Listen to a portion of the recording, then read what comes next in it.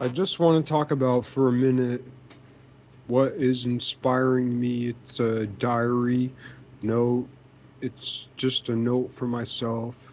This video, what I've been thinking about, and Saint Agnes saved me.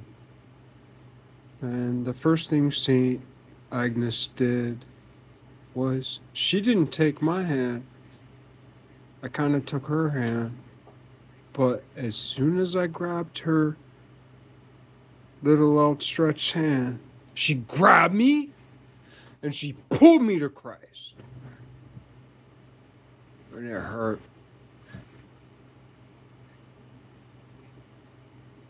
And I thought we were going to stay there. But then she was like, nope, we got someone else to visit. And St. Agnes brought me to Mary. And Mary and St. Agnes have been like dancing around me, giving me tingles and tears for years. St. Agnes and Mary have been dancing around me, giving me tingles and tears for years. 4 years.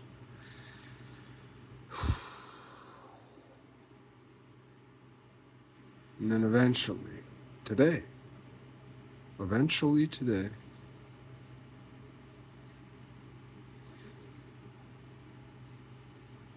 they brought me to the servant of Saint Agnes. Before that, they also brought me to Saint Christopher. Jonathan Pajou, I'm not sure if I'm pronouncing his name correctly, but Jonathan Pajou, he's basically kind of like the modern day godfather of the veneration of Saint Christopher, the dog-headed saint. But now, once you become famous enough, the mythology leaks out into the world. You lose your right to copyright and copy wrong. Like, that's one of the things about modern law that is defunct in my estimation.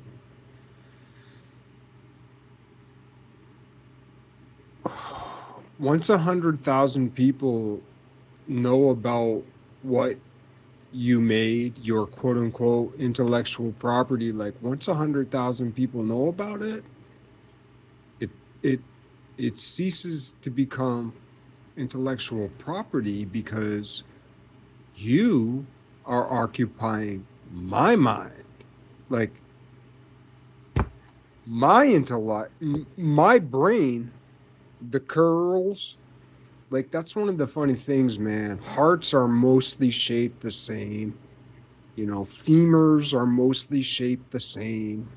Appendixes are mostly shaped the same. Ears are more or less shaped the same. But brains of human beings of the same species, of the same family, are shaped wildly different. So there's like the two or three, the 2.5 distinguishing features of the human. Wow. Okay, let's name some distinguishing features of any singular human being. I say, first of all, this is going to blow your mind. Mitochondrial DNA. The lineage of women. This is one of the things that no one ever talks about in evolutionary biology. No one ever talks about it. And it's like, in human evolutionary biology, it's the most important thing. Every single male, penis bearer, right? I know we're playing with all these pronouns lately and all these descriptors that are totally separated from etymology and philology, by the way, which is their greatest flaw. Like, I love all these different, like, ephemeral ideas. I love playing in that space. But when you deliberately not only neglect the etymology of words and the philology of words, like man. Man comes from the word man or men, comes from the term, like man, for instance, is highly related to the word for hands. Man, hands. If you have hands, you're a man. So when we use that word man as a nondescript gender term, like the greatness of man, we're talking about humankind. It's all these different ways we change words, you know? But man is related to the Latin word manus or something like that, which means hand, right? And then we say men for plural. And it's so interesting that men, if you add a T, means meant. Like, if you're into etymology, and more importantly, as Nietzsche said, before he said all that shit that his sister published and plagiarized, or not plagiarized, but like his sister posthumously published the whole God is dead, or not God is dead, but like curse the Christians, fuck the Christians, Antichrist. Like the Nietzsche's book Antichrist, his sister published that after he was dead, supposedly from a, like that book was a letter he wrote to his own family. And his sister published it under Hitler, or more or less under Hitler, or Hitler. You know, I don't know, man. Nietzsche's sister was a fucking bitch. His whole family sucked. It's a miracle he made it as far as he did. Man, I got way off point. Oh yeah, but like Jonathan Pajot and Saint Christopher, the dog-headed saint, like basically the whole gig with the dog-headed saint is like, I can't remember the backstory of the dog-headed saint, but it was something like, it was almost like he was kind of like a Saint Paul. He was kind of like, kind of hated the Christians, and kind of was like a, you know, a big butcherous, murderous motherfucker, or, you know, tough guy, a thug, a bully, to, you know, but then something happened. I can't remember what happened specifically to St. Christopher. I think it's almost like a St. Paul kind of thing. You know, where St. Paul, he was, he weren't no St. Peter.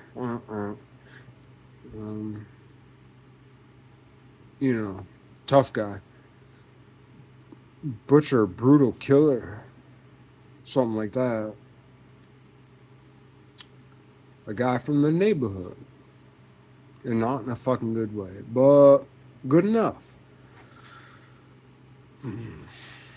And St. Christopher, you know, I don't know, he was a bad dude, and he heard about like the whole kind of Christian kind of thing, the Mary kind of thing, and he's like, all right. The dog-headed saint, that fucking bastard.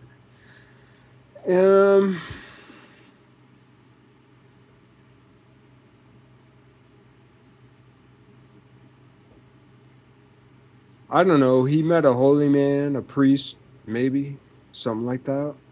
A saint, something. Maybe he met an archangel who was pretending to be a poor man. I don't know who he met, but he met someone. And he was asking him about Christ. And they were like, well, you can do this. And he was like, nope. You can pray. You can go to confession. You can be like upstanding. You can not drink. You can not smoke. You can, you know, kind of like C.S. I think it was either C.S. Lewis or G.S. Chester. Is it G.S. Chesterton? C.S. Lewis and G. something. Chesterton. G.S. now. G. something Chesterton. Who's like, there's this kind of famous quote in what I would call Tavern Catholicism. There's this famous, it might have been Fulton Sheen, or whatever his name is.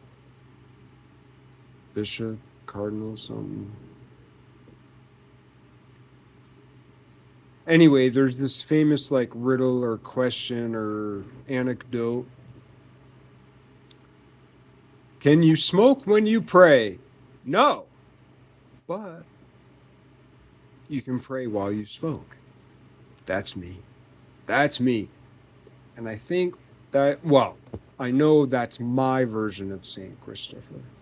I'm not sure if that's exactly St. Christopher, but I think that's a version of, I think that's a version of St. Christopher that points towards St.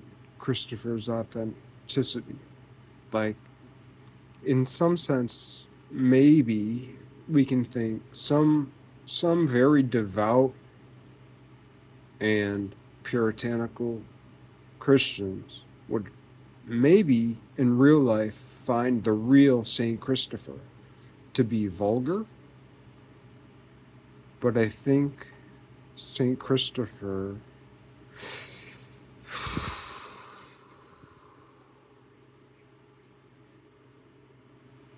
had it rough, and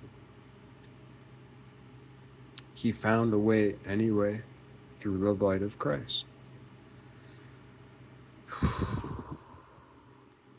St. Christopher, he saved a lot of people.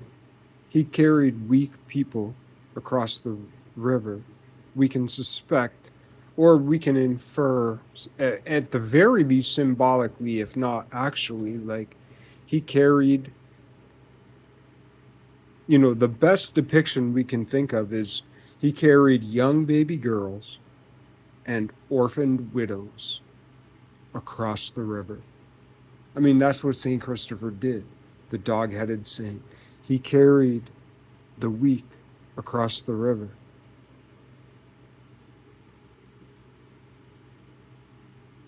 Love it. But he was a bitch. He was a psycho. He was lusty. He's a dog. He's a dog head. Like, he has a dog brain. He's a dog. He rolls around in shit. Like the dog-headed saint. I love that. That also reminds me too, this is a really great connection of, I think it's called the accounts of St. Peter, or the apostles of St. Peter, or the accounts of St. Peter. I can't remember, but it's an apocryphal text. But in that text, I love it. Simon Peter visits Simon Magus, the heretic, the quote-unquote Gnostic, even though the word Gnostic is totally corrupted. Every side has corrupted that word. Gnostic, there are two sides. You're one type of person, or you're one type of three type of people. One, when I say the word Gnostic, it does nothing to you because you have no idea what the fuck it means. Two, if you've heard the word, you fall on one side or the other. You fall on the quote-unquote evangelical Christian side that says Gnosticism is heresy and demon worship. Or you fall on the esoteric,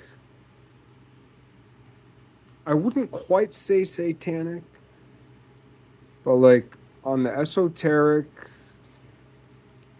I wouldn't say demonological side, but on the side of daemonology, D-A-E, instead of D-E. So the Greek instead of the, I guess, Roman. Demon or daimon, demon. or daimon. Because I'm also considering the philosophical Greek eudaimonia, even though I fucking hate Plato. Hate Plato. That's the funny thing. Socrates is actually worse than Plato, but I hate Plato more. I hate that motherfucker. Because Plato's Republic is the biggest piece of fucking shit ever written. And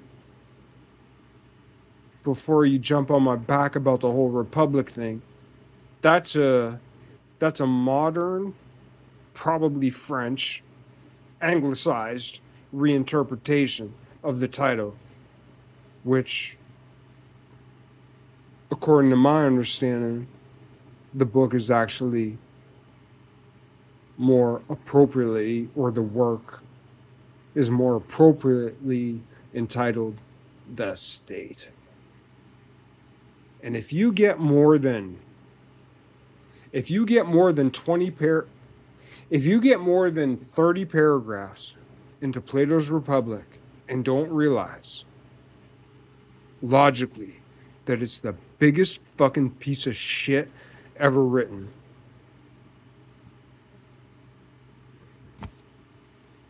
that's why I actually don't even think it was a philosophical work. My conspiratorial mind, or my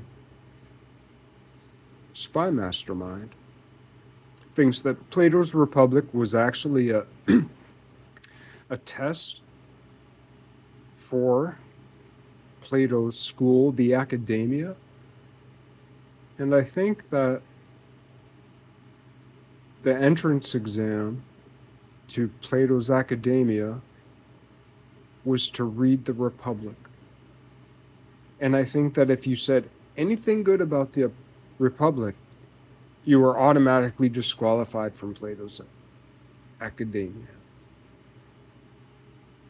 Because Plato's entire philosophy, his history, everything about his biography, everything about him is absolutely fucking backwards. It's backwards. Plato's the most backwards motherfucker on the face of the goddamn planet. And if it wasn't, yeah, maybe Plato was the Antichrist. He's the goddamn closest. I've been looking for the closest thing to the Antichrist, and Plato might be it. He's not the Antichrist, but he might be the closest fucking thing. That son of a bitch. Clever. But nobody 50 years old would ever. That's the thing. If you make it to 50, more people today make it to 50 years old than back when Plato was alive. And I'll tell you what, man. That's like Plato's Republic is required reading for any 50-year-old, especially any 50-year-old with a fucking job, even if it sucks. Like, if you're still 50 and still alive and still have a fucking full-time job, read Plato's Republic. I know. They told you it was great. They told you it was smart. It's the biggest pile of fucking horseshit anyone's ever seen in their goddamn motherfucking life. I hate that fucking book, man. People talk about going back killing Hitler. No. Kill fucking Plato. The only good thing about Plato is Aristotle. So, he gave us Aristotle. Kinda. But that's the thing, too. You know, we think, oh, well, we wouldn't have had Aristotle if we didn't have Plato. Well, maybe Aristotle was fucking Aristotle, and maybe if Aristotle didn't have Plato and instead he had someone better, Aristotle would have been motherfucking Aristotle. Maybe.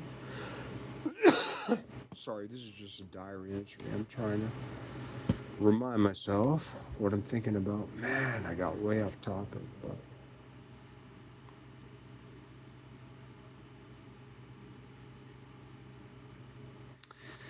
so yeah, St. Christopher, Agnes, Mary, St. Agnes dragged me to Christ.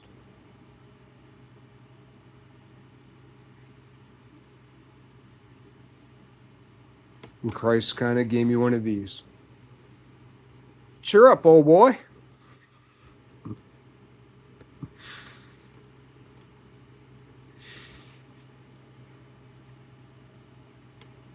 And he said, wake up. Want to see Mom? And I was just like, okay. And then he bowed to Agnes, and Agnes gave him a wink. And she dragged me to Mary.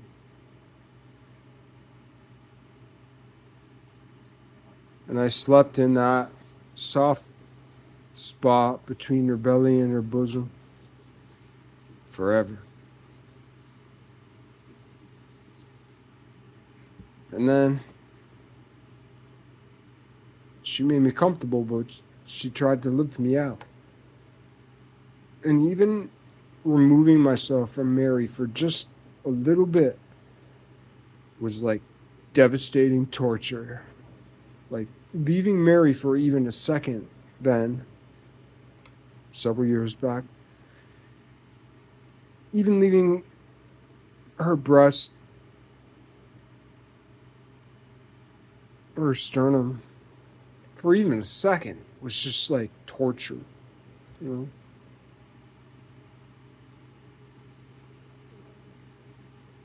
But eventually, she'd bring me out a little ways and bring me back. And bring me out a little ways more, and she'd bring me back. And she'd bring me out a little ways more, and bring me back. And she'd bring me out a little ways more. And then she turned me back to look at Agnes and St. Christopher, and she reminded me, how did St. Agnes come to be? Sorry. How did St. Agnes come to be?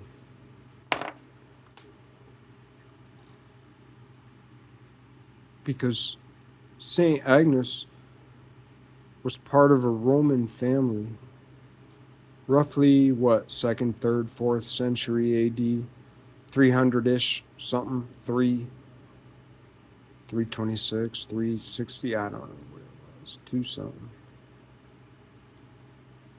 St. Agnes of Rome. And her family wanted her to marry a man who also shared the, I guess you could call it, the Roman religion.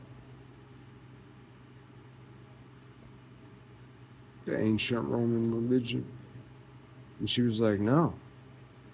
Because back then, it was also like contractual arranged marriages. And her parents arranged a marriage for her, and she said, no,